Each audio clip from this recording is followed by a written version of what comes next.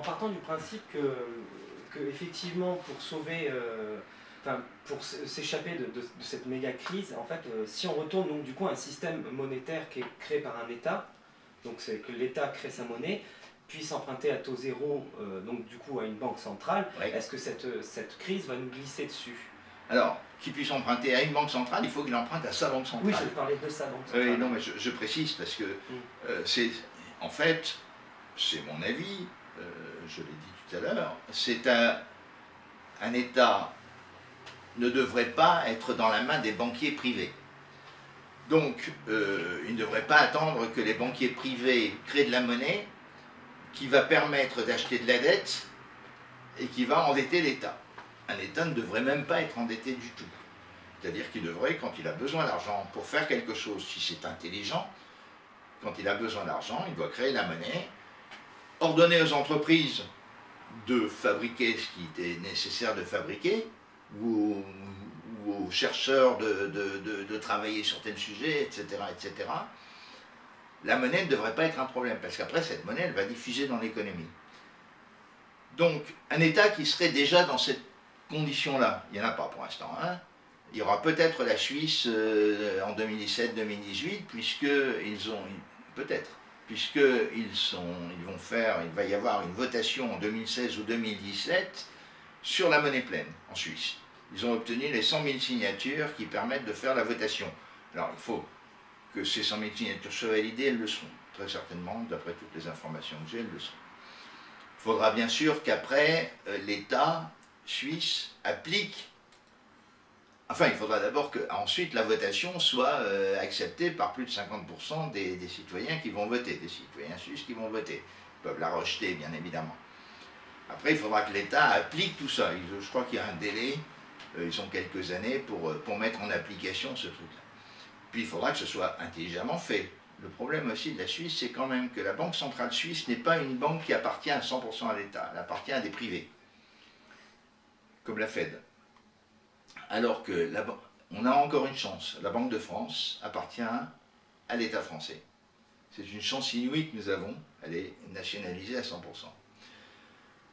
faut faire attention qu'on ne nous enlève pas ça. Parce que, à mon avis, c'est peut-être pas la prochaine privatisation, mais un jour ou l'autre, il y aura un politique ou un gouvernant intelligent qui va dire bon, on va privatiser la Banque de France. Après tout, qu'est-ce que c'est la Banque de France? Voilà. Et ça serait terrible. Alors, si nous, par exemple, en France, avions cette chance d'avoir un politique assez fort, qui dise voilà, on enlève le privilège aux banques, les banques continuent à fonctionner pour comptabiliser les affaires commerciales, pour mettre en relation les prêteurs et les emprunteurs. Mais nous, par contre, toute la monnaie nouvelle, elle est émise par la Banque de France. Qui décide de l'émission? Ça peut être le Parlement, ça peut être les citoyens, ça peut être... Après, c'est autre chose. Hein, comment dire? C'est à voir quelle est la meilleure solution. Mais déjà, toute la monnaie serait une monnaie d'État, donc garantie par l'État, y compris les monnaies scripturales, ce qui n'est pas le cas actuellement. Les monnaies scripturales ne sont pas garanties par l'État, elles sont garanties par les banques. Et si les banques se cassent la figure, il n'y a plus de garantie, bien évidemment. Alors il y a 100 000 € en principe de garantie de l'État, mais la caisse de garantie ne peut assurer que la faillite éventuelle d'une petite banque. C'est à peu près tout. Le but, c'est ça. Il suffirait à l'État, donc dans le cas de cet effondrement, enfin, de ce pré-effondrement, parce que si l'effondrement a lieu, il sera trop tard. À mon avis, si l'effondrement a lieu, l'État ne pourra plus réagir, il aura bien d'autres soucis que ça. Donc il faudrait que, bien avant, en amont, l'État dise, bon ben voilà, à partir de maintenant, tous vos comptes sont garantis par l'État. Les banques les gèrent en tant que comptables, mais ça ne fait pas partie de leur bilan, c'est-à-dire que si elles s'effondrent, ça n'a strictement aucune espèce d'importance. C'est hors bilan, c'est ce qu'on appelle une gestion hors bilan. Et le seul bilan, c'est celui de l'État, de la Banque de France, donc de l'État français, donc de la nation. Et là, c'est solide. Il n'aurait plus qu'à s'occuper mais il n'y aurait probablement même pas d'effondrement, si ce n'est peut-être un effondrement par cascade des autres pays. Et ça serait déjà beaucoup plus léger. Ouais. Je vais relancer la vidéo encore une fois parce que ça. D'accord. Et du coup, je ne savais pas du tout, la Banque centrale française en fait est à 100% nationalisée. Je ne savais pas du tout parce que du coup, par l'article 123 du TFUE, on est obligé d'emprunter sur les marchés financiers privés en fait. Du coup. Mais contrairement aux autres pays, nous, notre banque est bien nationalisée. C'est un peu ballot. Ben oui, c'est très ballot, c'est tout à fait ballot. Et est-ce que vous pouvez préciser un petit peu ça? Vous avez parlé d'une monnaie aussi, d'une forme de monnaie qui est la monnaie, vous avez dit... Centrale? Non. Non, de base? Pardon? Pleine, la monnaie pleine. La monnaie pleine, oui. J'ai jamais entendu parler. Bon, non mais c'est simple. Actuellement, la monnaie que nous utilisons, mis à part les pièces et les billets, la monnaie que nous utilisons est une monnaie dite secondaire. C'est-à-dire qu'elle est créée par les banques commerciales. En 1936, Irving Fisher a proposé que toute la monnaie soit émise par les États. C'est ce qu'il a appelé le 100% monnaie. On parle du 100% monnaie, les gens ne savent pas en général à quoi ça correspond. C'est 100% monnaie, c'est-à-dire que Irving Fisher considérait que la monnaie d'État était la seule vraie monnaie. Alors on appelle monnaie la monnaie des banques commerciales, mais en fait, ce n'est pas de la monnaie, ce sont des... Alors, pour être précis, la monnaie des banques commerciales, ce sont des dettes des banques qui circulent. On ne va pas rentrer dans les détails, c'est dans mon bouquin « Argent, dette et banque ». Ou même un petit peu dans la dette publique, mais surtout un bouquin de ce livre qui s'appelle « Argent, dette et banque ». Donc, actuellement, les banques sont des sociétés privées, qui vous offrent des garanties, mais les garanties, quelles sont-elles? On ne le sait pas, parce qu'elles ne sont pas dans des États où ils doivent, enfin dans des États, dans des conditions où ils doivent faire jouer leurs garanties. Alors que le terme monnaie pleine, ça veut dire que toute la monnaie, c'est une monnaie de la Banque centrale, toute la monnaie qui circule, y compris ce que nous actuellement nous appelons la monnaie secondaire. En fait, toute la monnaie devient monnaie de banque centrale, monnaie de base, c'est l'autre terme, et ce que les Suisses et ce que d'autres pays appellent la monnaie pleine. Donc, cette monnaie pleine n'étant que de l'argent de la Banque centrale, on ne peut pas avoir de meilleure garantie que la Banque centrale, puisque la Banque centrale qui appartient à 100% à l'État, l'État c'est nous tous, on ne peut pas avoir de meilleure garantie que nous tous. C'est pas possible. Hein? Après, si la Banque centrale ou si l'ensemble de la société s'effondre, c'est un autre problème. Mais justement, pour éviter que l'ensemble de la société s'effondre, il faut que les échanges commerciaux puissent avoir lieu. Et les échanges commerciaux ne peuvent avoir lieu que si l'ensemble des comptes courants, des comptes de dépôt, etc., ou des comptes d'épargne, soit garantie. Et la meilleure garantie possible, c'est quand toute la monnaie est monnaie d'État. Ce qui n'est pas le cas actuellement. Est-ce que c'est plus clair comme ça? Oui. En tout cas, ça ouvre beaucoup de champs de réflexion en fait, sur cette monnaie. Et les monnaies alternatives, alors, est-ce que les monnaies alternatives peuvent apporter une réponse? Alors, il y a la roue du côté d'Avignon, il y en a d'autres, il y en a une pendant un moment, pendant le 1930, là, il y a eu à Chicago une forme de monnaie aussi qui a permis de... Je crois qu'il y a 3 ou 4 000 sortes de monnaies alternatives et il doit y en avoir 400-500 rien qu'en France. Alors, moi je suis plutôt contre. C'est pas gentil parce qu'en plus j'ai écrit un livre avec Philippe de Ruder, et je suis très ami avec Philippe de Ruder qui lui défend les monnaies alternatives. Moi je suis plutôt contre, mais par contre on s'est retrouvé quand même sur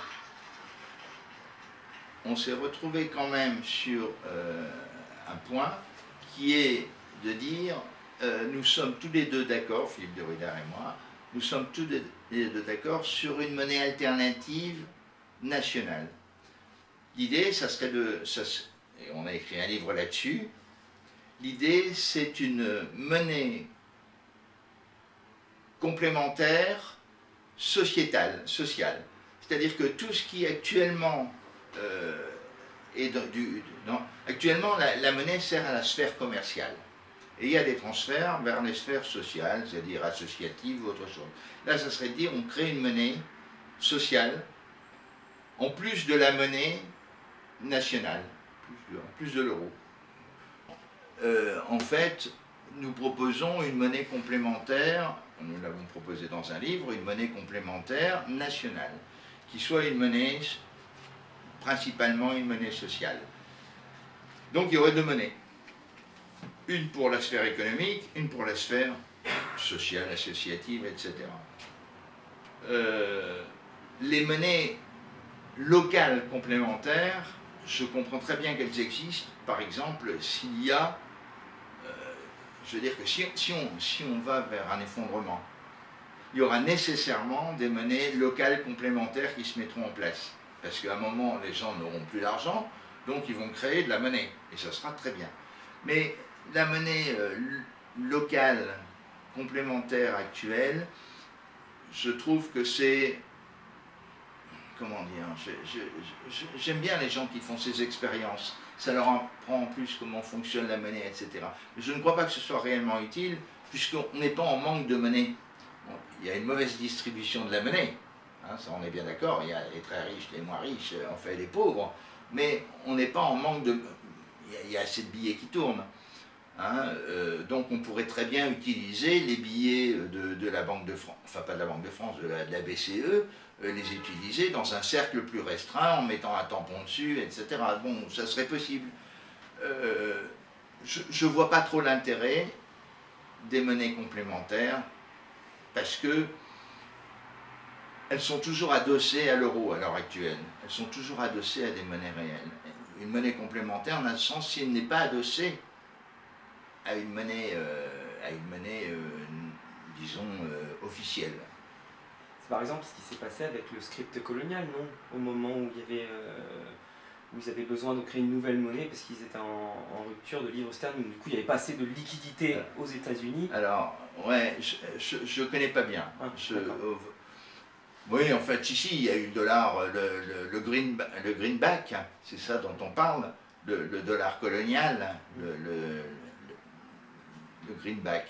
Mais je ne connais pas assez pour en parler. Par contre, il y a eu, alors donc là on peut reprendre, il y a eu en Argentine une monnaie complémentaire au moment de l'effondrement du peso argentin. Tout le système a fonctionné avec des monnaies complémentaires. Mais cette monnaie complémentaire n'étant pas bien encadrée et n'étant pas, n'étant pas infalsifiable, il y a des gens qui ont commencé à en fabriquer de tous les côtés. Donc il y a eu des enrichissements sans cause qui étaient bien pires que les enrichissements sans cause des banquiers. Parce qu'il n'y avait aucune vérification possible. Des bouts de papier imprimés, bah oui, c'est de la monnaie. Ah oui, là je suis pas sûr quand même, ça ressemble pas tout à fait, mais si, je te garantis, c'est bon. Et donc il y a eu des tas de gens qui ont fait tourner leur système avec leur propre monnaie, et enfin celle qu'ils fabriquaient, j'entends, qui était soi-disant la monnaie complémentaire. Donc je suis pour ma part plus... Une monnaie, ça doit être garanti, il faut de la confiance. La monnaie, c'est de la confiance. Si on n'a pas confiance dans la monnaie, tout le système s'effondre.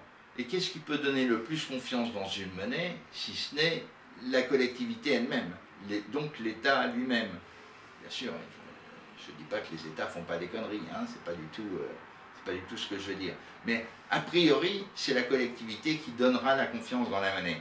Alors, ça peut être effectivement des toutes petites collectivités au niveau d'un village, quand les gens se connaissent, etc. Ils ont confiance.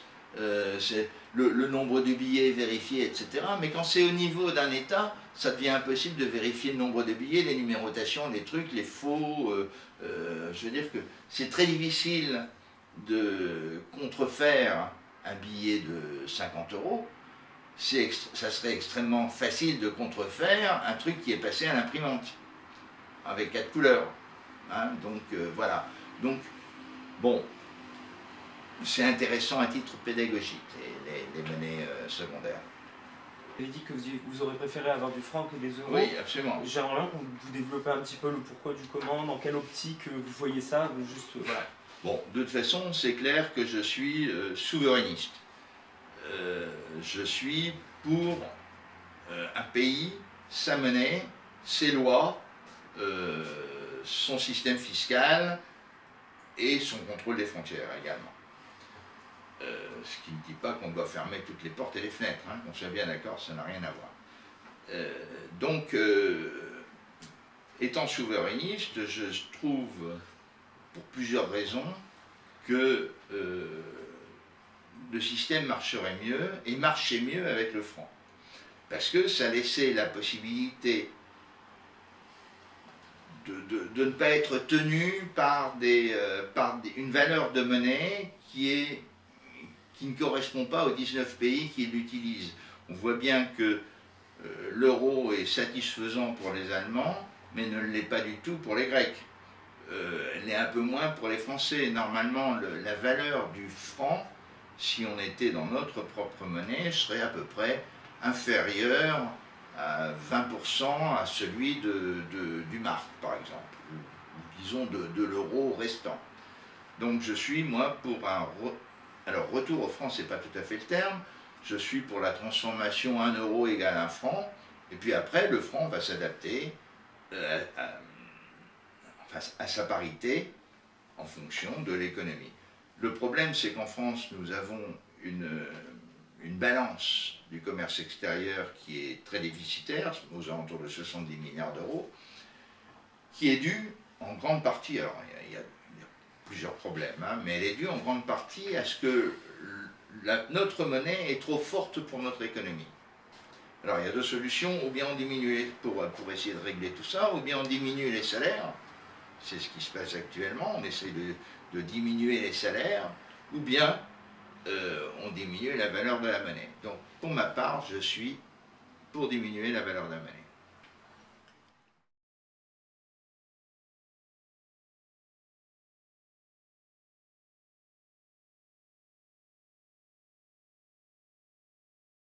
Ce sont les plus jeunes qui vont faire l'avenir. Donc, bon, moi j'ai écrit un livre qui s'appelle L'écosociétalisme, une alternative de société, l'écosociétalisme, et c'est une alternative post-capitaliste. Donc il faut lire ce livre parce que c'est celui dont je suis relativement plus fier, celui qui s'est le moins bien vendu, mais celui dont je suis plus fier parce que c'est une thèse, c'est un modèle économique qui permettrait de se passer, qui permettrait de ne pas être en régime marxiste, ni être en régime capitaliste. C'est un peu intermédiaire. Bon, je ne vais pas le développer ici parce que ça serait beaucoup trop long. J'ai écrit ça en 2002. Je vous dis, ça n'a pas eu un grand succès.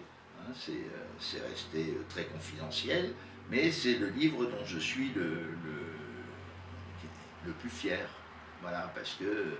Donc, en fait, il y a d'autres moyens que le capitalisme. Il y a d'autres avenirs possibles que le capitalisme. Qui soit le plus juste possible, le plus... comment dire, le plus éthique possible, le plus écologique possible. C'est pour ça que je l'ai appelé éco-sociétalisme, parce qu'il y a économie, écologie, et alors c'est pas l'éco-socialisme, ne pas confondre avec l'éco-socialisme de M. Mélenchon, hein, c'est l'éco-sociétalisme. Donc, voilà, je pense qu'il y a des moyens d'avoir des sociétés beaucoup plus douces, beaucoup plus faciles, beaucoup plus justes, beaucoup plus écologiques, etc. etc. Mais voilà, c'est dur à bouger.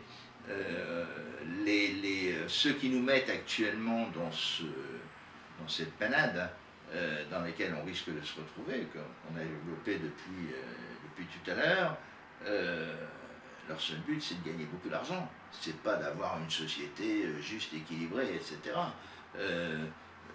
Sinon, on vendrait plus d'armes. Sinon, voilà, il y a des tas de choses qu'on ferait plus. On ne tuerait pas la terre. On serait doux avec les hommes et avec les femmes. C'est pas l'état actuel. Alors, quel sera l'état futur? Je ne sais pas. J'espère que l'état futur sera mieux que l'état passé. Mais après cette crise. Parce que de toute façon, pour moi, cette crise, on va y avoir droit. Alors le problème, c'est de savoir comment ça va se mettre en place derrière. Et là, je ne sais pas, peut-être que les ultra-riches profiteront de cette crise pour encore plus mettre la main mise et en retournant, j'espère que non, mais on pourrait retourner au servage. Je prends cet exemple. Il n'y a pas d'impossibilité. Et est-ce qu'il n'y a pas une possibilité effectivement d'instrumentalisation, c'est-à-dire de puissants de la finance qui est vu cet effondrement, qui le voit et qui sont déjà prêts pour une instrumentalisation de cette forme-là? C'est possible, il ne faut pas les prendre pour des idiots, ils sont pas inintelligents du tout. Donc, est-ce qu'ils n'ont pas déjà vu que de toute façon, leur développement amènerait à cet effondrement, qu'en attendant, ils auront gagné beaucoup d'argent, cet argent leur permettant d'acquérir des terres, des mines, des positions géographiques, parce qu'en fait, c'est ça qui va compter. Hein, donc, c'est possible. Je ne sais pas. Et en se disant, bon, bah derrière, de toute façon, comme on a beaucoup d'argent, on pourra payer une armée, c'est nous qui remettrons notre propre système bancaire en place, on pourra payer une armée, on pourra payer nos mercenaires, on pourra payer tout ça, et ceux qui ne voudront pas, et ceux qui ne travailleront pas pour nous, ben voilà, on sera les plus forts. C'est possible, là je ne sais pas. J'ai pas de... On peut tout imaginer, mais j'ai pas d'éléments là. C'est difficile.